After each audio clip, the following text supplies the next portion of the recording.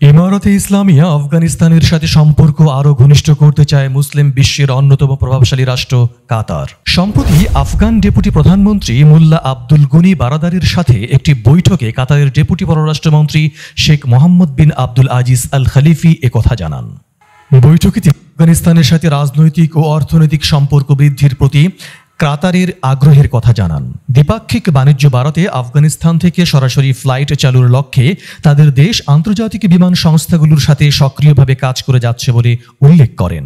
পরিকল্পনা ও চুক্তি চূড়ান্ত করার লক্ষ্যে দোহায় অনুষ্ঠিত হতে যাওয়া এক সম্মেলনে ইমারতে ইসলামিয়ার সরকার প্রতিনিধিদের অংশগ্রহণের আহ্বান জানান।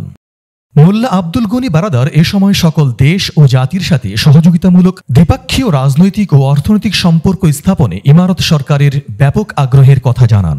আফগান ইস্যুতে তালেবান সরকারের প্রতিনিধিদের বাদ দিয়ে আয়োজিত আন্তর্জাতিক বৈঠকগুলোর সমালোচনা করেন তিনি বলেন, ইমারত সরকারকে ছাড়া আয়োজিত এসব বৈঠক আমরা অকার্যকর ও অনর্থক বলে মনে করি। এছাড়াও কাতারের ডেপুটি পররাষ্ট্রমন্ত্রীর নেতৃত্বাধীন দলটি আফগান প্রতিরক্ষা মন্ত্রী মাওলানা ইয়াকুব মুজাহিদের সাথে সৌজন্য সাক্ষাৎ করেন।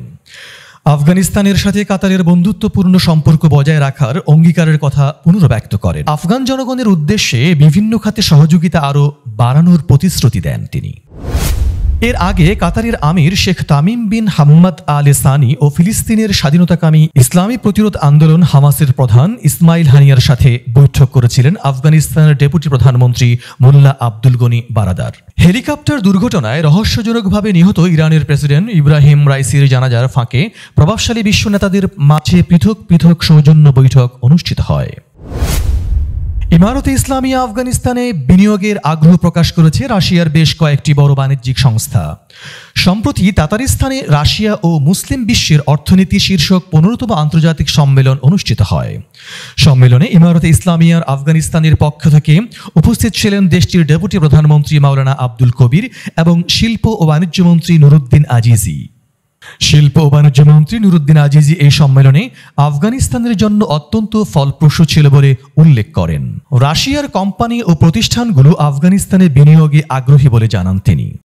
ডেপুটি প্রধানমন্ত্রী মাওলানা আব্দুল কবির বলেন, রাশিয়া ও মুসলিম বিশ্বের অর্থনীতি শীর্ষক 15তম আন্তর্জাতিক সম্মেলনটি অত্যন্ত সফলতার সাথে শেষ হয়েছে। এ ধরনের সম্মেলনে আমাদের অংশগ্রহণ প্রকাশ করে যে ইমারতে ইসলামিয়ার সরকার প্রতিবেশী রাষ্ট্র সহ বিশ্বের সকল দেশ ও বৃহত্তর অঞ্চলের সাথে সম্পর্ক স্থাপন ও সম্পর্ক উন্নয়নে কতটা আগ্রহী।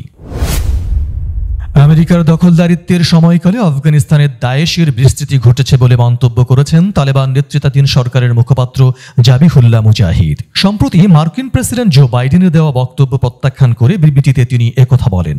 বিবৃতিতে আফগান সরকারের মুখপাত্র জাবিহুল্লাহ মুজাহিদ বলেন, আফগানিস্তান ঐতিহাসিকভাবে সাম্রাজ্যবাদীদের বদ্ধভূমি হিসাবে পরিচিত। বিশ্ব পরাশক্তির দাবিদারেরা কখনো এদেশ বিজয় করতে পারেনি এবং আফগানদের বিভক্ত করার ষড়যন্ত্রে সফল হয়নি। দায়েশ সন্ত্রাসীদের ব্যাপারে বাইডেন যা বলেছেন তার কোনো ভিত্তি নেই, বরং আমেরিকার সময়কালেই আফগানিস্তানে আইএসআইএস নামী দায়েশ সন্ত্রাসীদের বিস্তৃতি ঘটেছে। আমেরিকাকে পরাজিত করে ক্ষমতা গ্রহণের পর যাদের নির্মূল করেছে ইমারতে ইসলামিয়ার সরকার।